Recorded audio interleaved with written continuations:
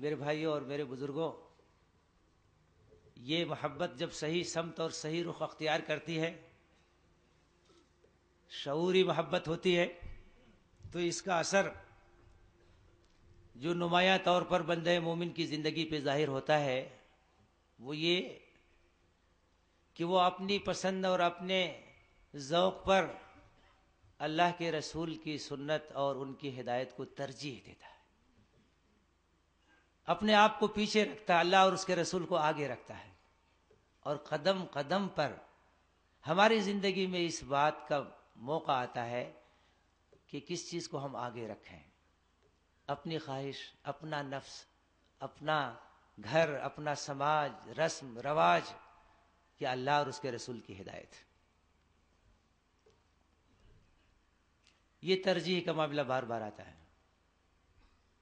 بیٹے کی شادی کرنی ہے، بیٹے کی شادی کرنی ہے، اللہ اور اس کے رسول کی ہدایت ایک طرف ہے، سماج کے تقاضے دوسری طرف ہیں، بچوں کی تربیت کا معاملہ ہے، بہت سی چیزیں ہیں۔ اگر اللہ اور اس کے رسول کی محبت ہے تو آدمی اپنی پسند اور اپنی چاہت کو پیچھے رکھے گا، اللہ اور اس کے رسول کی چاہت کو آگے رکھے گا، ترجیح کا معاملہ۔ اور جس نے آخرت کو ترجیح دیا دنیا پر، اللہ تعالیٰ اس کا ہو جاتا ہے، اللہ تعالیٰ اس کے لیے کافی ہو جاتا ہے، یہ اثر ظاہر ہوتا ہے۔ اور اس محبت کے جو ثمرات ہیں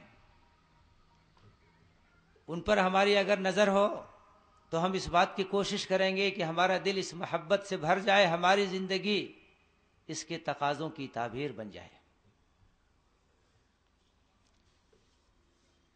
اس کا ایک ثمرہ جو حاصل ہوتا ہے، جو بڑا اہم ہے، وہ ہے ایمان کی مٹھاس اور ایمان کی حلاوت۔ ثلاث من کن فیہ وجد بہن حلاوت الایمان۔ تین خصلتیں ایسی ہیں کہ اگر کسی کے اندر ہوں تو ایمان کی مٹھاس اور اس کی شیرینی وہ پالے گا۔ ایمان کے اندر بھی ایک شیرینی ہے۔ اللہ اور اس کے رسول کی اطاعت میں اگر لطف آنے لگے، قرآن پڑھنے میں اگر مزہ ملنے لگے، نماز اگر ہماری آنکھوں کی ٹھنڈک ہو جائے، اس کا مطلب یہ ہے کہ ہم ایمان کی شیرینی کو محسوس کر رہے ہیں، اس کی حلاوت کو محسوس کر رہے ہیں۔ آپ نے فرمایا کہ اگر کسی کی نگاہ کسی اجنبی عورت پر پڑے اور اللہ کے لیے وہ اپنی نگاہ کو ہٹا لے تو اپنے دل کے اندر ایک اطمینان اور سکون محسوس کرے گا کہ اس نے اللہ کے ایک حکم پر عمل کی۔ آپ نے کہا کہ تین خصلتیں ایسی ہیں کہ کسی کے اندر اگر پیدا ہو جائیں تو اس کے ذریعے سے وہ ایمان کی شیرینی، اس کی لذت اور اس کی مٹھاس کو پالے گا۔ ان یکون اللہ ورسولہ احب الیہ مما سواہ۔ پہلی چیز یہ کہ سب سے بڑھ کر کے اللہ اور اس کے رسول اس کے لیے محبوب ہو جائے، تمام محبتوں پر اللہ اور اس کے رسول کی محبت غالب ہو جائے۔ کسی اور محبت کی نفی نہیں ہے، والدین سے بھی محبت ہوگی، اولاد سے بھی محبت ہوگی، بیوی بچوں سے بھی محبت ہوگی، پڑوسیوں سے محبت ہوگی، رفیقوں سے محبت ہوگی، ساتھیوں سے محبت ہوگی، ہم وطنوں سے محبت ہوگی، لیکن یہ محبتیں نیچے ہوں گی، سب سے اوپر اللہ اور اس کے رسول کی محبت ہوگی۔ اگر دو محبتوں میں کہیں ٹکراؤ ہوگا تو اللہ اور اس کے رسول کی محبت کو ہم ترجیح دیں۔ غزوہ بدر کے موقع پر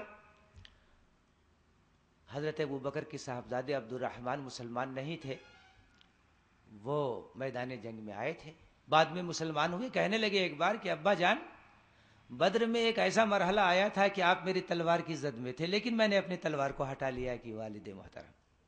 آپ نے کہا کہ بیٹا، تم اگر میری تلوار کی زد میں آتے تو میری تلوار کو کوئی روک نہیں سکتا۔ کیا بات ہے، یہی محبت ہے۔ بیٹا اگر دشمن ہے اللہ کا اور اس کے رسول کا، اس کے دین کا، ہماری ہمدردی اس کے ساتھ نہیں ہو سکتی۔ دور کا آدمی ہے، حبشہ کا رہنے والا بلال ہے، فارس کا رہنے والا سلمان ہے، روم کا رہنے والا صہیب ہے، اللہ اور اس کے رسول سے محبت کرنے والا ہے، وہ ہمارا محبوب ہے، ہم اس کو سینے سے لگائیں۔ تو سب سے بڑھ کر اللہ اور اس کے رسول کی محبت ہونی چاہیے، یہ خصلت۔ وَيُحِبَّ الْمَرْءَ لَا يُحِبُّهُ إِلَّا لِلَّهِ۔ دوسری خصلت یہ کہ کسی سے محبت کرے تو اللہ کے لیے محبت کرے، محبت کی بنیاد دین ہو، اللہ سے محبت ہو، اللہ کے رسول سے محبت، اور تیسری بات یہ این یکرہ ان یعود الی الکفر کما یکرہ ان یقذف فی النار، جس طریقے سے آگ میں ڈالے جانے کو ناپسند کرتا اسی طریقے سے ایمان کے بعد کفر کی طرف پلٹنے کو ناپسند کرے۔ ایک حدیث میں تو یہ بھی ہے کہ آگ میں ڈالا جانا قبول کر لے لیکن اس بات کو قبول نہ کرے کہ وہ اپنے ایمان سے پھرے۔ تو یہ محبت اگر پیدا ہوگی تو دلوں کے اندر حلاوت ہوگی، ایمان کی حلاوت، ایمان کی مٹھاس، ایمان کی شیرینی، اطمینان نصیب ہوگا۔ اور اس کا دوسرا نتیجہ وہ بھی بہت دل نواز اور بہت دلکش ہے۔ حضرت انس کہتے ہیں کہ ایک آدمی آیا، ایک دیہاتی آدمی، عام آدمی، سیدھا سادہ آدمی آیا، اس نے کہا متی الساعۃ یا رسول اللہ، اللہ کے رسول قیامت کب آئے گی؟ آپ نے کہا وماذا اعددت لها، تیاری کیا ہے قیامت کے لیے؟ پوچھ رہے ہو قیامت کب آئے گی، اس کے لیے تیاری کیا کیا ہے، سامان سفر کیا ہے؟ تو اس نے کہا ما اعددت لها من کثیر صلاۃ ولا صوم ولا صدقہ، بہت زیادہ نوافل تو میرے پاس نہیں ہے، نفل نمازیں اور نفل روزے اور صدقات اور خیرات، یہ سب چیزیں تو میرے پاس نہیں ہیں، وَلَكِنِّي أُحِبُّ اللَّهَ وَرَسُولَهُ، میرے پاس سرمایہ ہے تو یہ ہے کہ اللہ اور اس کے رسول سے محبت کرتا ہوں، میرے دل میں محبت ہے اللہ اور اس کے رسول کے لیے، اور تو کچھ نہیں ہے میرے پاس، اور تو کچھ بھی نہیں دل کے سوا، جو بھی ہے اچھا برا لے جائیے۔ اس نے کہا محبت کے علاوہ تو میرے پاس کچھ نہیں۔ آپ نے کہا انت مع من احببت، جاؤ تم اس کے ساتھ ہوگے جس سے تمہیں محبت ہے۔ کتنی بڑی بشارت۔ حضرت انس کہتے ہیں کہ جتنی خوشی اس بات سے ہوئی ہمیں، کسی بات سے اتنی خوشی نہیں ہوئی، اتنی بڑی بشارت۔ اور کیا صلہ چاہیے؟ اگر ہم اللہ کے رسول سے محبت کرتے ہیں، ان کی سنت پر چلتے ہیں، ان کے راستے کو اختیار کرتے ہیں، اتباع کرتے ہیں، تو آپ نے بشارت دی المرء مع من احب، محبت ہے اللہ کے رسول سے تو اللہ کے رسول کی رفعت نصیب ہوگی، انشاءاللہ جنت، مرافقت نصیب ہوگی۔ کیا چاہیے اس کے علاوہ؟ ہم گنہگاروں کو اس کے علاوہ کیا چاہیے؟